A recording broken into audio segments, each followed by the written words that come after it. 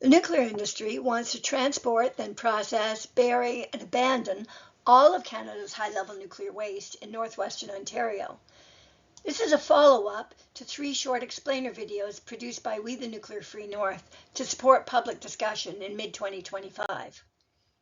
The NWMO intends to use the Revell site in the heart of Treaty 3 territory as the endpoint for all of Canada's high-level nuclear fuel waste.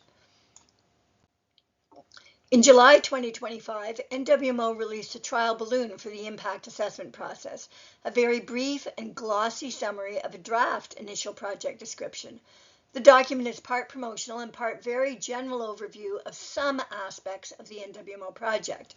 It provides no information about the transportation or processing of the high-level waste, the generation of additional radioactive waste that will occur, or about the Revell site, or how the watersheds and airshed will be. The NWMO document in their presentation to Ignis Council in July overall created a mistaken impression that their summer 2025 engagement was about the actual initial project description.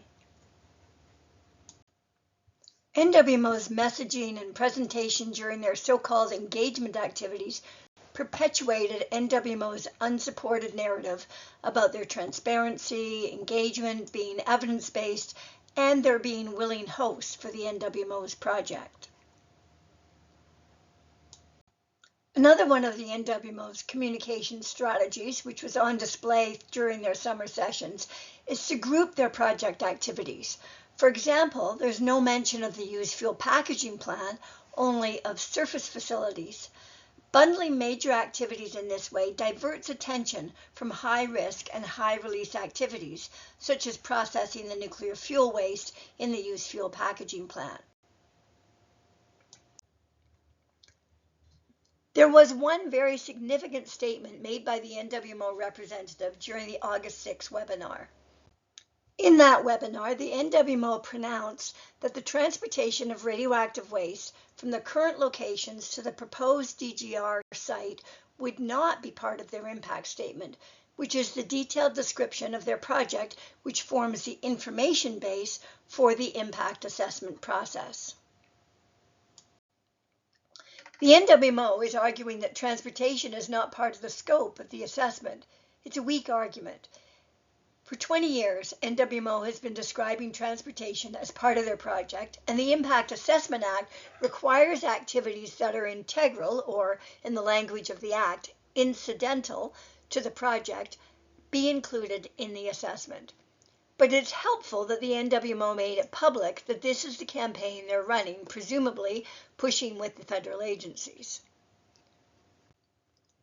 The NWMO restated their estimated timelines, still saying that the planning stage of the impact assessment process would begin in 2025, which seems increasingly unlikely, but we must keep in mind.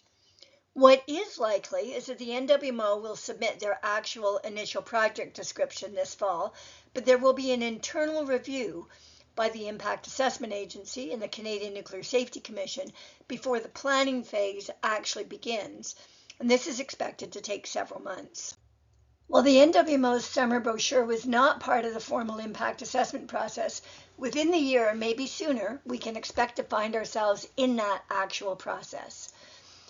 Your comments and participation in the first stage, the planning phase, are very important in determining what's in and what's out of the assessment. And this phase moves quickly. We must be ready. Recordings for each of the 4 parts of this presentation series are on our YouTube channel. For more information, there are many websites, but here are the top 4 for today. We the Nuclear Free North, which is focused on opposing the NWMO's project. Northwatch's site, which posts Northwatch's briefs and submissions to the Canadian Nuclear Safety Commission and the Impact Assessment Agency on nuclear projects.